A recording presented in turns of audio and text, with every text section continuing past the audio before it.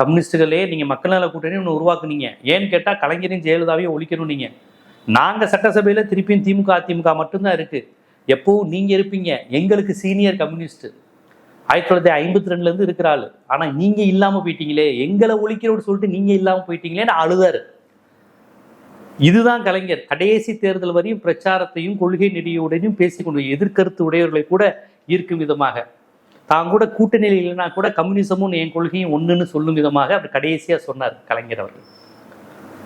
அப்போ ஒரு மனிதன் அரசியல் இருக்கிறவனுக்கு உடல்நிலையோ வெயிலோ இந்த பிரச்சாரத்தை தடுக்கின்றது இதெல்லாம் ஒரு பொருட்டே கிடையாது. பிரச்சாரம் செய்யணுங்கிற வெறியும் வேகமும் கொள்கை பற்று இருந்தால் மக்களோட போய் உட்காந்துருக்கும்.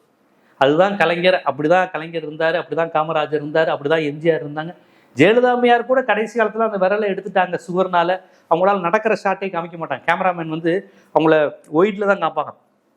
டைட் ஷாட்டில் தான் அவங்க நடக்கிறப்ப கால் அப்படி தூக்கி வைக்கிறது தெரியும். அதனால அப்படி ஒரு ஷாட்டே காமிக்க முடியல. கடைசியில் மெட்ரோவுக்கு அவங்க இருக்கும்போது தான் அவங்களால நடக்க முடியும். நடக்கிற ஷாட்டே காமிக்க மாட்டாங்களே. கடைசி 5-6 வருஷம் ஜெயலலிதாமையார் நடக்கிற மாதிரி ஷாட் வராது, தூரத்துலேருந்து தான் காமிப்பாங்க. மெதுவாக தான் அவங்களால நடக்க முடியும்.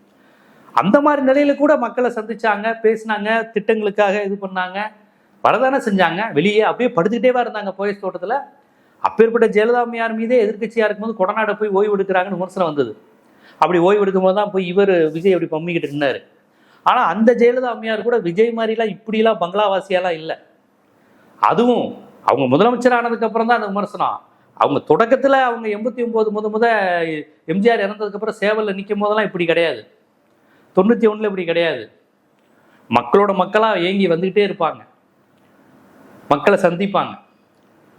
இப்படித்தான் எல்லா அரசியல் கட்சி தலைவர்களும் இருந்திருக்கிறாங்க. அண்ணா உங்களுக்கு நோய் ஆப்ரேஷன் பண்ணியிருக்கு, இந்த லைட்டு படக்கூடாது, கொஞ்சம் பேசுறத குறைச்சிக்கோங்க. நாங்கள் அண்ணா கேட்கலையே, பேசுறத குறைச்சிக்கிட்டு நான் வாழ்ந்து என்னையா பண்ண போறேன்ட்டு அந்த ஒளி பட்டு பட்டே உயிர் போயிடுச்சு.